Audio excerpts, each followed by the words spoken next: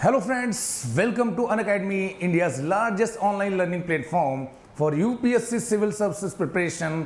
और स्वागत है आपका इंडिया के नंबर 1 यूपीएससी चैनल यूपीएससी 101 पर, जहां पर एक बार फिर मैं आपके साथ हाजिर हूँ डियर फ्रेंड।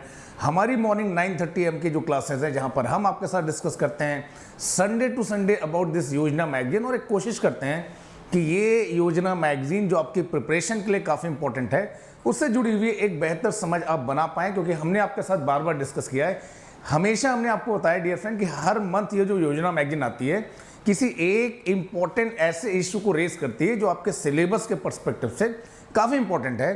तो जून माह की जो योजना मैगजीन है, जून मंथ की 2021 की अगर आप देखें तो ये डील कर रही है हेल्थ और इन्वायरमेंट पे। हमने इसका पार्ट 1 आपके साथ डिस्कस किया। मैंने आपके साथ इसके 2 इंपॉर्टेंट आर्टिकल्स को डिस्कस किया, जहां पर किस तरीके से बताया जा रहा था कि हेल्थ और इन्वायरमेंट एक दूसरे से लिंक्ड हैं और किस तरह से आप हेल्थ और इन्वायरमेंट को अलग करके नहीं देख सकते। जून माह में ये क्यों आ रही है, ये भी मैंने आपको बताया था कि शायद हेल्थ और इन्वायरमेंट से रिलेटेड 2 इंपॉर्टेंट डेज को आप सेलिब्रेट करते हैं जून माह में। ये मैंने आपके साथ डिस्कस किया था। तो देखिए, आज हम इसका पार्ट 2 डिस्कस करेंगे। और आप सभी लोग जिन्होंने क्लास को ज्वाइन किया dear friend, good morning to all of you.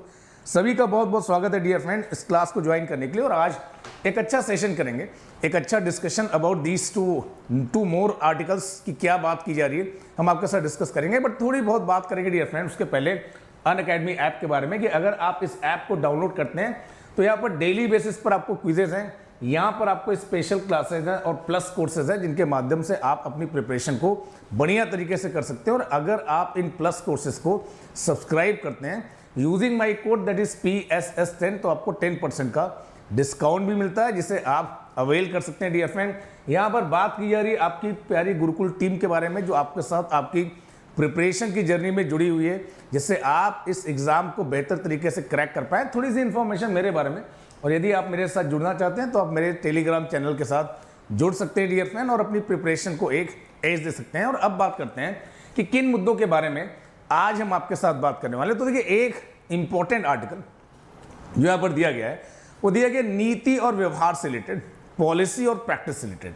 Health के बारे में बात की जा रही है डियर फ्रेंड, हेल्थ के बारे में बात की जा रही है कि किस तरह से एक हेल्थ फॉर ऑल या यूनिवर्सल हेल्थ केयर, ये एक ड्रीम है ह्यूमन बीइंग के लिए कि सबको बेहतर हेल्थ सुविधाएं, स्वास्थ्य सुविधाएं सभी को मिल सके डियर फ्रेंड।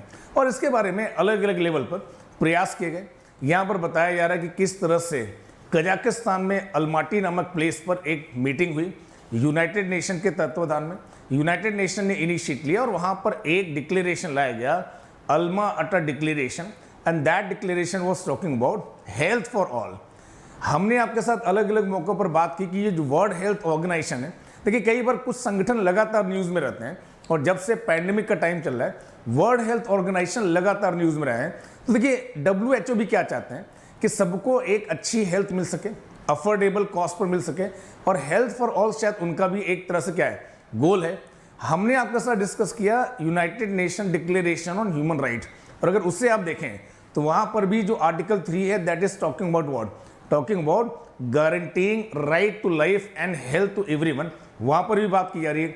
आपके सुप्रीम कोर्ट ने भी अलग अलग टाइम पर अलग अलग जजमेंट में ये बात बोली है कि सभी को भोजन का, सभी को अच्छे स्वास्थ्य का अधिकार मिलना ही चाहिए under your right to life. तो देखिए, सब लोग क्या बात कर रहे हैं, चाहे यूनाइटेड नेशन का डिक्लेरेशन हो 1993 में, चाहे WHO नामक जो अंतर्राष्ट्रीय संस्था है उसकी बात हो, चाहे यूनाइटेड नेशन का डिक्लेरेशन ऑन ह्यूमन राइट हो, चाहे आपके अपने देश की सर्वोच्च न्यायालय हो। तो देखिए, सब एक ही मुद्दे पर बात कर रहे हैं कि सबको बेहतर सुविधाएं। जहाँ तक हेल्थ की बात है, तो हेल्थ को लेकर डियर फ्रेंड सभी को बेहतर सुविधाएं मिलें। किसी का जीवन बस इस वजह से न चला जाए कि उसे पर्याप्त या अच्छी हेल्थ केयर नहीं मिली थी, ऐसा नहीं होना चाहिए। और इसलिए ग्लोबल लेवल पर अलग अलग देशों की सरकारें या डोमेस्टिक लेवल पर आपकी सेंट्रल गवर्नमेंट और राज्य सरकारें मिलकर कार्य कर रही हैं from one perspective, that is health for all. उसी के बारे में यहाँ पर बात की जा रही है। तो देखिए, जानने की कोशिश करते हैं कि यूनाइटेड नेशन, यहाँ पर बात की जा रही है कि संयुक्त राष्ट्र संघ envisage a comprehensive and integrated primary health care for all in 1978 to promote equity and it was driven by community. तो यहां पर बात की जा रही है, और इसी को हमने आपको बताया। तो the need for urgent action pandemic के टाइम पर देखिए हेल्थ कहीं ना कहीं आपका सेंट्रल पॉइंट बच गया है। अभी लोगों को लग रहा है पहले जीवन बचाते हैं, बाकी सारी चीज़ें बाद में देखेंगे। तो देखिए हेल्थ कहीं ना कहीं एक प्राइमरी कंसर्न बन गया।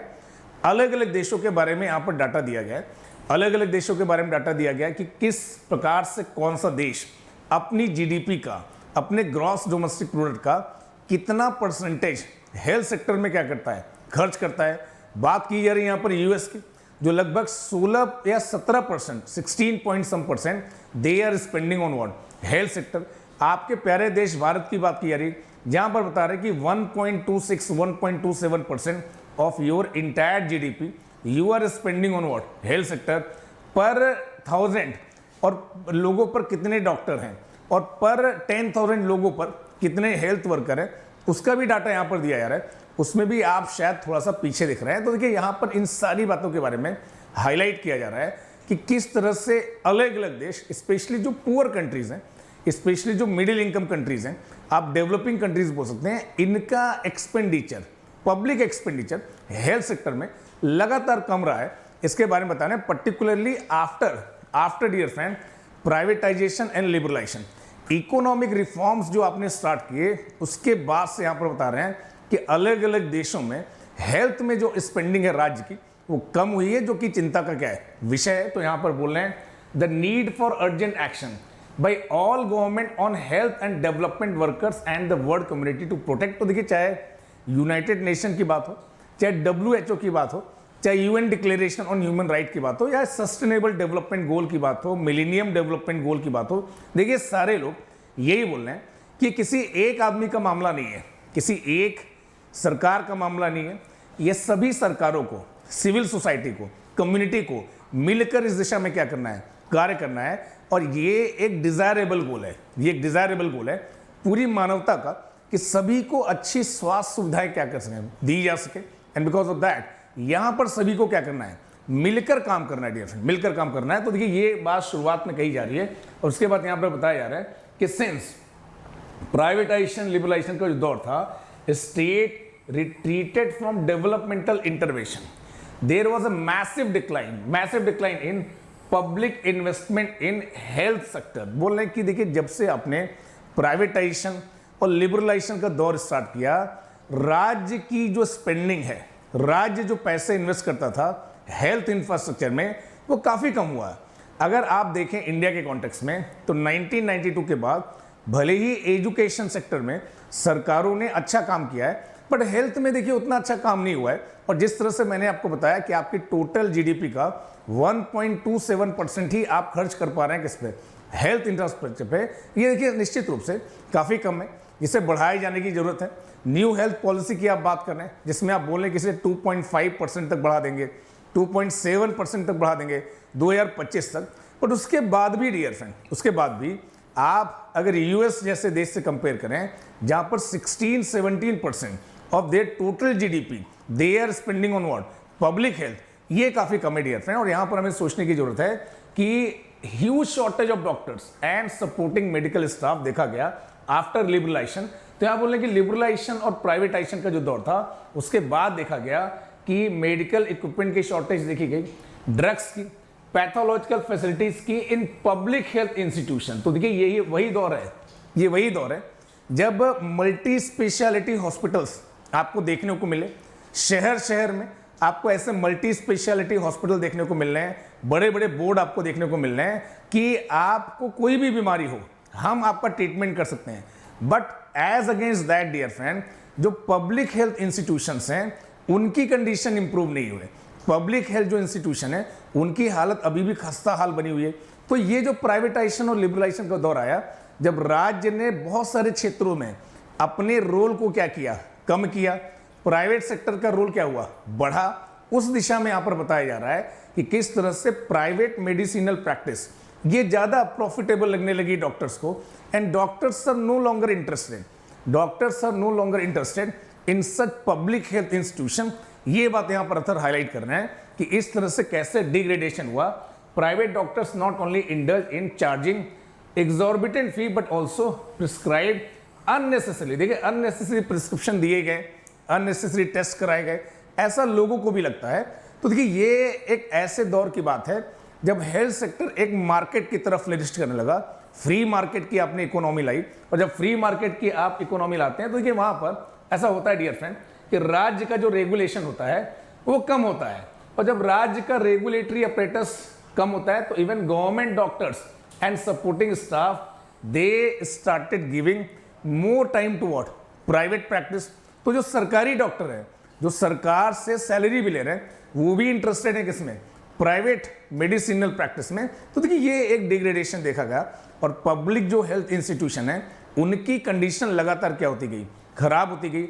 हमें उस दिशा में सोचने की जरूरत है, we need to think in that direction. और देखिए आज के दौर की अगर बात करें तो कई बार आप पब्लिक प्राइवेट पार्टनरशिप की बात करते हैं, ठीक है, तो बोलने की nowadays we talk about public private partnership, इसके बारे में बात करते हैं। और यहां पर बोल रहे हैं कि modernisation, value for money, health insurance, they are the buzzwords in most of the develop and developing countries.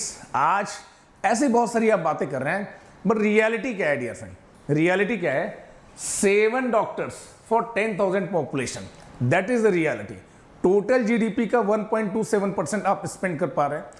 जितने हेल्थ वर्कर्स होने चाहिए इतनी पॉपुलेशन पर, बोलने की WHO बोल रहे हैं कि 45 हेल्थ वर्कर्स होने चाहिए 10,000 पॉपुलेशन पर, 7 हैं आपके पास। तो देखिए बहुत सारा डाटा इस आर्टिकल में दिया हुआ है, अलग अलग देशों की रैंक बता के दी गई है। तो देखिए ये आपके लिए इंपॉर्टेंट हो सकता है, तो अगर आपको समय मिले तो जरूर इस आर्टिकल को आप पढ़िएगा।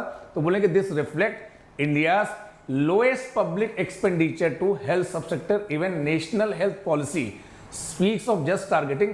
तो देखिए 2017 में आप नेशनल हेल्थ पॉलिसी ला रहे हैं, और वो भी केवल यही बोल रही है कि जीडीपी में हेल्थ सेक्टर का जो कंट्रीब्यूशन है उससे बढ़ाकर 2.5% कर देंगे। और यही मैं आपको बोला था कि इसके बाद भी ये काफी मीगर है, इसके बाद भी ये काफी लेस है।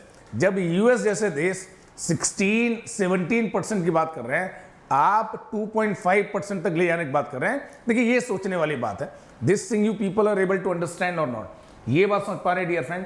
तो देखिए यहां पर बोल रहे हैं कि according to World Health Organization, undernutrition and malnutrition, undernutrition and malnutrition is a major cause of death in 45% of all death among children below 5 year during 1990s to 2015। तो देखिए यहां पर एक important data दिया WHO ने, और हमने आपके साथ अलग अलग रिपोर्ट्स डिस्कस की। ग्लोबल हंगर इंडेक्स में 117 देशों में आपकी 102 रैंक है। सीरियस हंगर की कैटेगरी में आप आ रहे हैं। हमने नेशनल फैमिली हेल्थ सर्वे 5 के बारे में आपके साथ बात की, वहां पर मैंने बताया कि कैसे माल न्यूट्रिशन, कुपोषण भारत में एक बड़ी समस्या है। तो देखिए इन सारी बातों के बारे में यहाँ पर डाटा दिया जा रहा है, और इसीलिए मैं बोल रहा हूँ कि ये जो आर्टिकल है ये आपको बताने की कोशिश कर रहा है कि क्या स्थिति है हेल्थ की भारत में, और किस तरह से ये जो हेल्थ का इशू है ये रिलेटेड है किसके साथ, इन्वायरमेंट के साथ। तो देखिए ये हेल्थ का जो पूरा मुद्दा है ये इन्वायरमेंट के साथ रिलेटेड है। कैसे, बोलने कि 80% of diseases of are water borne, and water should get top priority for sustainable water management. The current economic system needs a paradigm shift, and water resources should not be privatised as these are community resources. तो यहां पर बोल रहे हैं कि आप environment और health को अलग अलग करके नहीं दे सकते। जब आपके यहां इतने सारे बच्चे because of such water borne disease they are dying, they are getting infected, तो आप इसको प्राइवेट हाथों में नहीं दे सकते हैं। इस बात को उधर हाईलाइट कर रहे हैं। तो बोले कि यूनाइटेड नेशन बात करते हैं सस्टेनेबल डेवलपमेंट गोल, और इन सस्टेनेबल डेवलपमेंट गोल में एक गोल ये भी है कि आप लोगों को बेहतर स्वास्थ्य सुविधाएं दे पाए। बट देखिए मोस्ट ऑफ जो कंट्रीज हैं उनकी परफॉर्मेंस इन सस्टेनेबल डेवलपमेंट गोल में बहुत इंकरेजिंग नहीं रही है। स्पेशली इन मुद्दों पर अगर आप देखें, हंगर के मुद्दे पर, माल न्यूट्रिशन के मुद्दे पर, डिजीजेस के मुद्दे पर, अभी भी बहुत सारे देश पिछड़ रहे हैं। और इस बात को यहाँ पर अतर हाईलाइट कर रहे हैं कि sustainable development goal with 169 targets dear friend, transforming our world agenda for sustainable development, इनके बारे में हमने आपके साथ पहले भी बात की थी कि ये 17 आपके सस्टेनेबल डेवलपमेंट गोल हैं। तो यहां पर अतर बताने की कोशिश कर रहे हैं कि there is a close linkage, एक क्लोज लिंकेज है किसके बीच में, इन्वायरमेंट और किसके बीच में, हेल्थ के बीच में। मैंने आपके साथ पहला आर्टिकल डिस्कस किया था जब इस योजना मैगजीन का, तो भी एक सुनीता नारायण जी का एक देखिए आर्टिकल था, बहुत बेहतरीन तरीके से उन्होंने बताया था कि कैसे हेल्थ और इन्वायरमेंट एक दूसरे से क्या है, इंटरलिंक्ड है।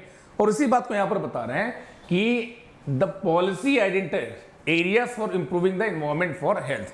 हमें पब्लिक हेल्थ केयर डिलीवरी पे काम करना पड़ेगा, एनवायरमेंट से रिलेटेड हमें बहुत सारा काम करना पड़ेगा डियर फ्रेंड। इस बात को यहाँ पर अथर बता रहे हैं। मेंटल हेल्थ की बात की जा रही है कि भारत में इसको काफी इग्नोर किया जाता है। There is neither adequate consciousness among people nor adequate medical facilities in all part of India. तो देखिए मेंटल हेल्थ के मुद्दे पर लेकर भारत में एक तरह का स्टिग्मा है, लोग रिपोर्ट नहीं करते कि उन्हें मेंटल कोई प्रॉब्लम है, डिप्रेशन है, कोई डिसऑर्डर है, और उसकी वजह से देखिए स्थिति और खराब होती आती है, क्योंकि लोगों को लगता है कि ये बात कैसे बता सकते हैं।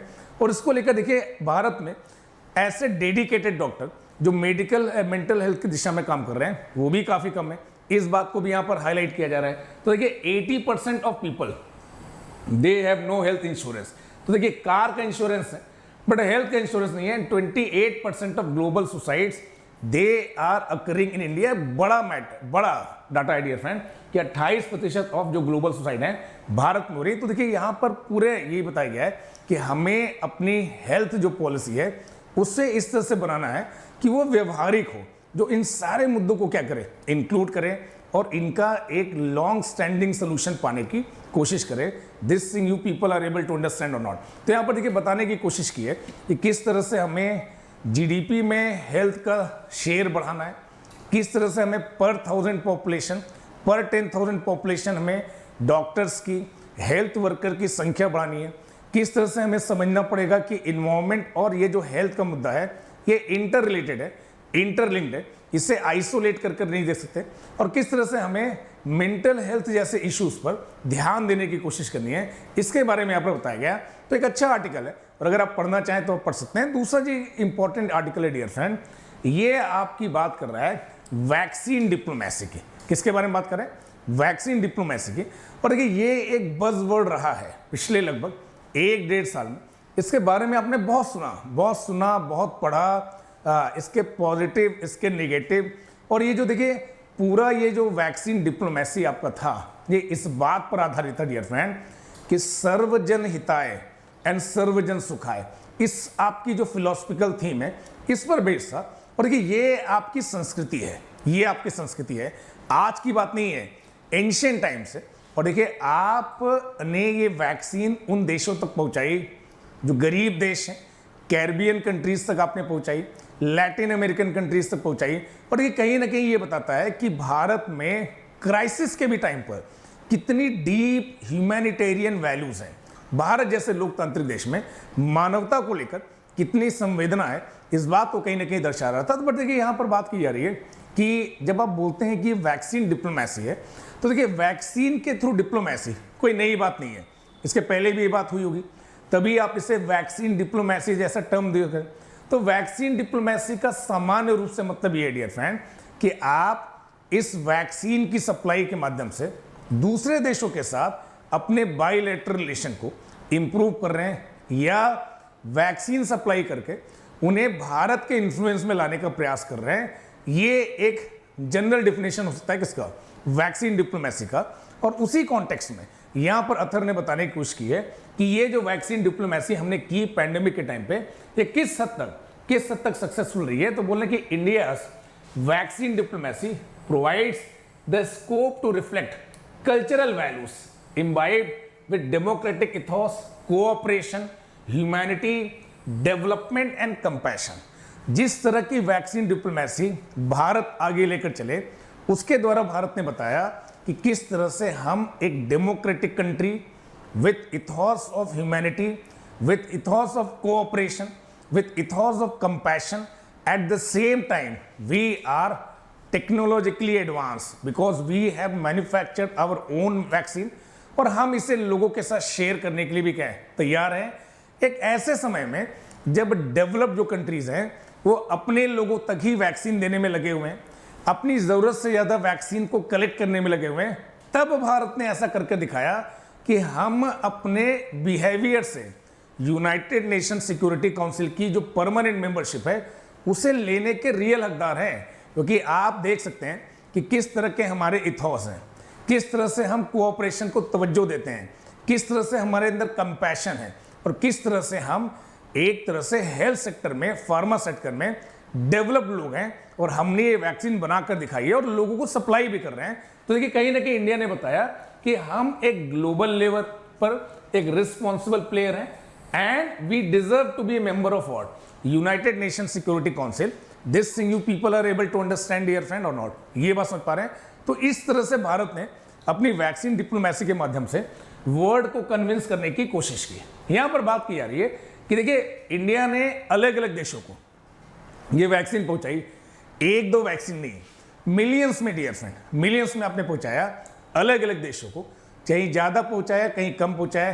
कैरिबियन जो कम्युनिटीज कंट्रीज हैं, अफ्रीकन कंट्रीज हैं, यहाँ पर लैटिन अमेरिकन कंट्रीज, ब्राज़ील तक आपने पहुंचाया, अलग अलग देशों को आपने ज़रूरत के हिसाब से चीज़ें पहुंचाई और इसके माध्यम से कहीं ना कहीं आपने अपने संबंधों को क्या किया, स्ट्रेंथन किया, प्रगाढ़ किया। उसी को यहाँ पर बता रहे हैं India assumes a significant position in the global supply chain of the vaccine due to its time-tested production capabilities and being the world's largest producer of vaccine। इसको आप समझने की कोशिश करिएगा।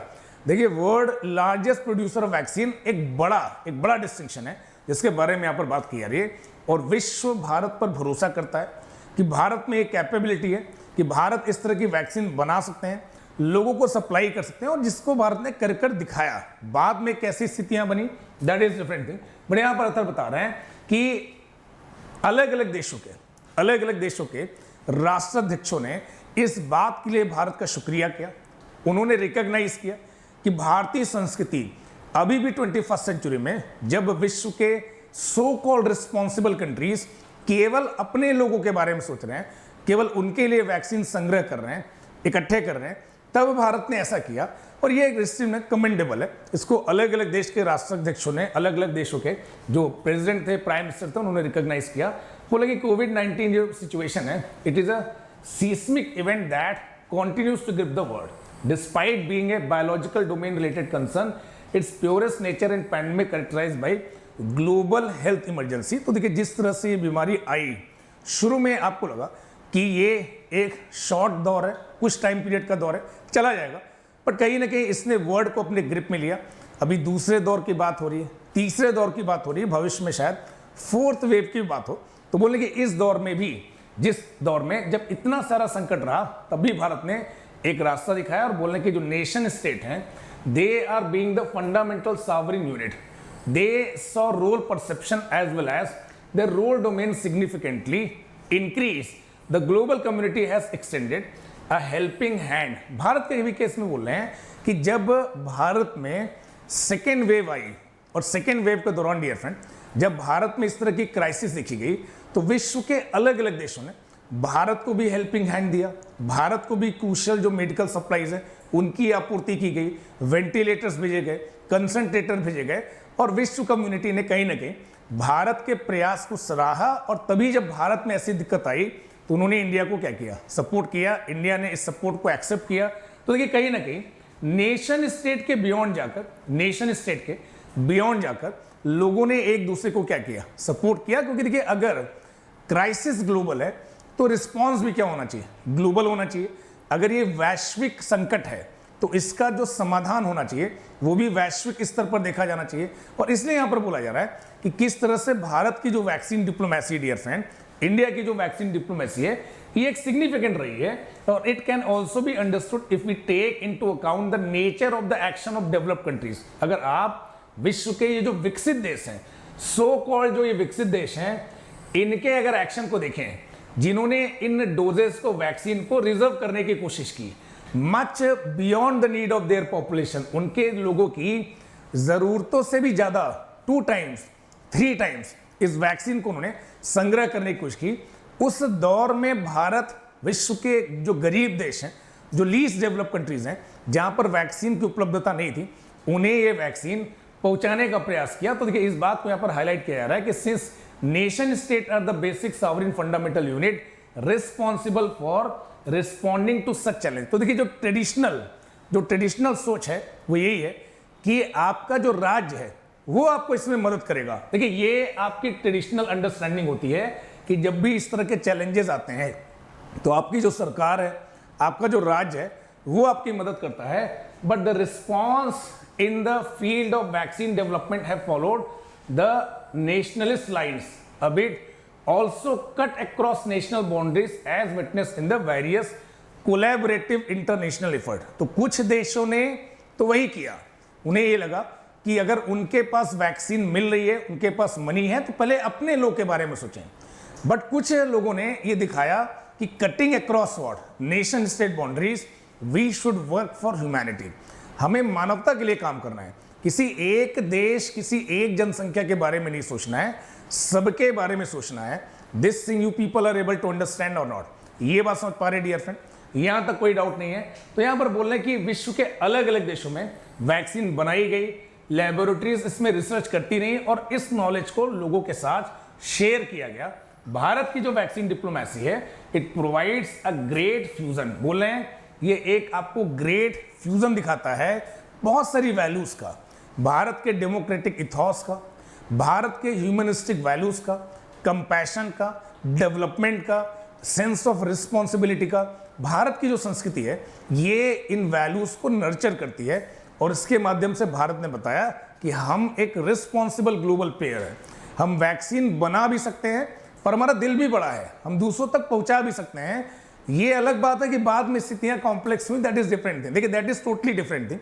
बट जब आप ये कर रहे थे तब देखिए ये कहीं ना कहीं आपकी इस मानवतावादी दृष्टिकोण को दिखा रहा था जिस पर आपने अपना फ्रीडम स्ट्रगल लड़ा है. ये बात समझ पा रहे हैं डियर फ्रेंड? नहीं तो हमें दोनों को रिलेट करके नहीं देखना है. बोले कि India has supplied vaccine to so many countries dear friend. और ये लिस्ट एग्जॉस्टिव नहीं है, इसके अलावा भी बहुत सारे देश हैं जहां तक वैक्सीन पहुंचाई गई.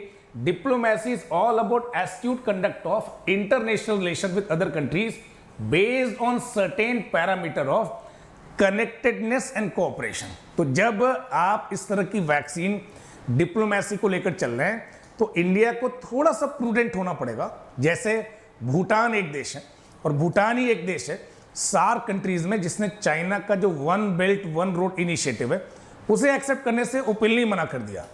मालदीव एक देश है जहां पर अभी जो सरकार है वो आपके साथ कोऑपरेट करने के लिए तैयार है.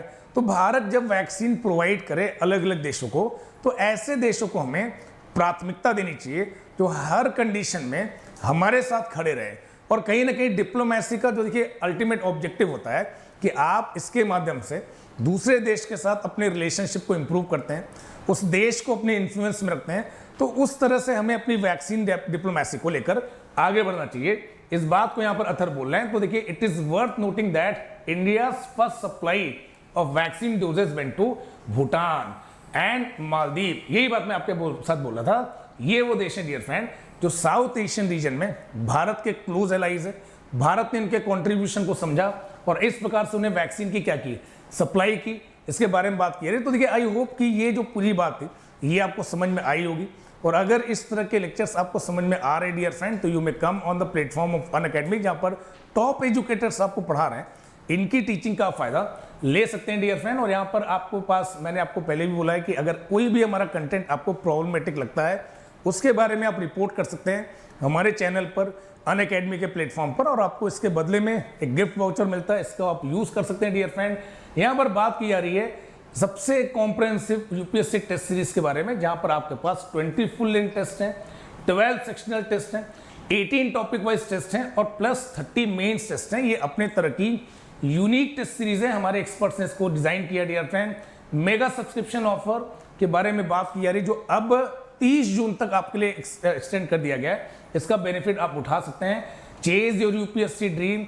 यहां पर बात की जा रही डियर फ्रेंड 20 बुक्स जो हमारे एक्सपर्ट ने आपके लिए कंपाइल की है उसका यूज कर सकते हैं. वीकली पर्सनल मेंटरशिप के बारे में बात की जा रही है. और अगर अनअकैडमी के प्लेटफॉर्म पर आप आते हैं तो आपको लाइव क्लासेस मिलती हैं डियर फ्रेंड. वीकली टेस्ट हैं, स्ट्रक्चर्ड कोर्सेज हैं और अनलिमिटेड एक्सेस है जिसका फायदा आप उठा सकते हैं. यहाँ पर दो तरह मेजर कोर्सेज हैं. यहाँ पर प्लस कोर्सेज हैं जिनके माध्यम से आपको स्ट्रक्चर्ड तरीके से पूरी प्लानिंग के साथ प्रिपरेशन कराई जाती है. प्रॉपर पीडीएफ दिया जाता है और इसके चार्जेस 49,500 है. But if you are using this code that is PSS10 आपके चार्जेस 10% रिड्यूस हो जाते हैं और इसका फायदा आप उठा सकते हैं. आइकॉनिक में एडवांटेज मल्टीपल टाइम बढ़ जाते हैं. मेंस की आंसर राइटिंग आपको कराई जाती है. प्रॉपर आपको पीडीएफ प्रॉपर आपको यहाँ पर फीडबैक दिया जाता है. सेपरेट मेंटरशिप भी आपको प्रोवाइड कराई जाती है और प्लस के सारे एडवांटेज भी यहाँ पर होते हैं. यदि इसको आप सब्सक्राइब करते हैं तो charges are 74,500, but if you are using my code that is PSS10 तो आपके चार्जेस रिड्यूस होके 67,500 हो जाते हैं। तो देखिए इसका फायदा आप ले सकते हैं और अपनी प्रिपरेशन को आप एक एज दे सकते हैं। तो thank you to all dear friend for watching me and for staying with me. Thank you to all, have a nice day dear friend.